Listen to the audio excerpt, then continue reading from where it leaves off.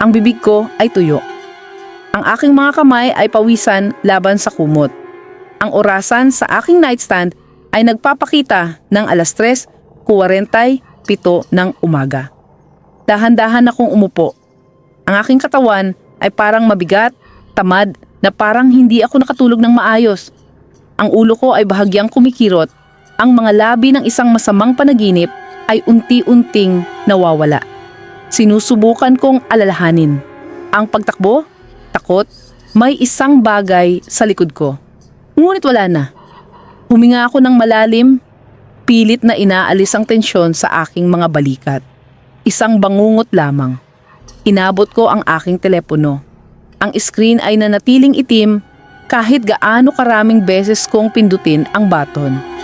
Naiinis, itinapon ko ito at hinimas ang aking mga templo.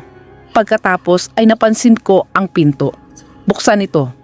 Ang hindi mapakaling pakiramdam ay nag-ikot sa aking tiyan. Hindi ko maalala na iniwan kong bukas ito. Pero marahil ay ginawa ko. Marahil ay bumangon ako para uminom ng tubig at nakalimutan. Bumaba ako sa kama, ang aking mga paa ay malamig laban sa sahig. Lumakad ako palapit, itinulak ang pinto upang maisara. Ang sira ay nag-click sa lugar.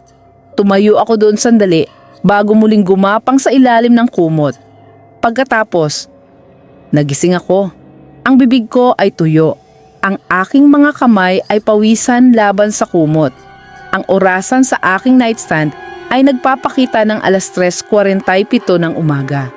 Isang panginginig ang tumakbo sa akin.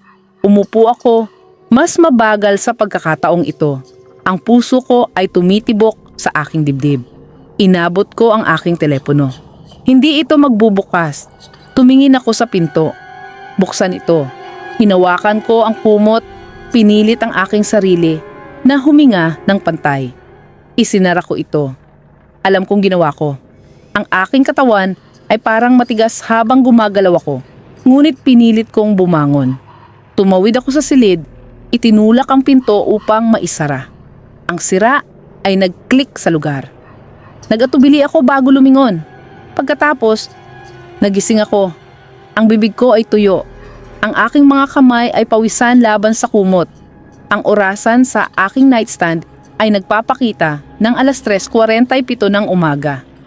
Ang hininga ko ay natigil sa aking lalamunan. Hindi ako gumalaw. Hindi ko tiningnan ang aking telepono. Hindi ko tiningnan ang pinto.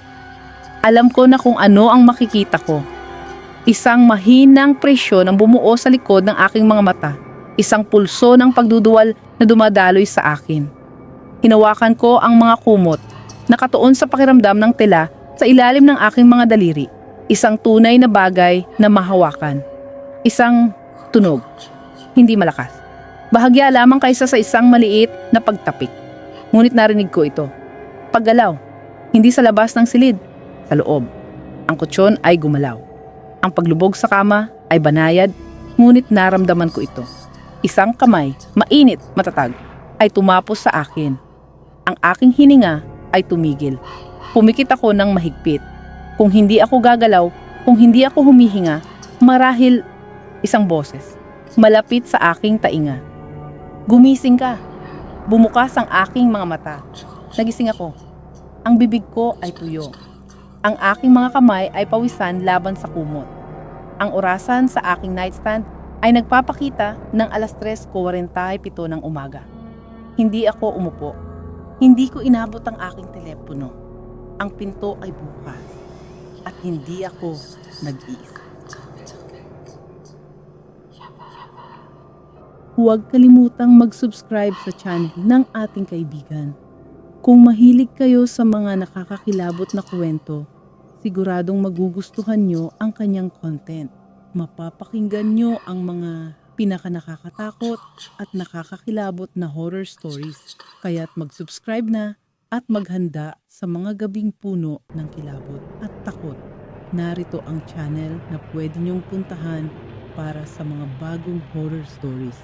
Ingat at huwag kalimutang manood ng may kasamang ilaw.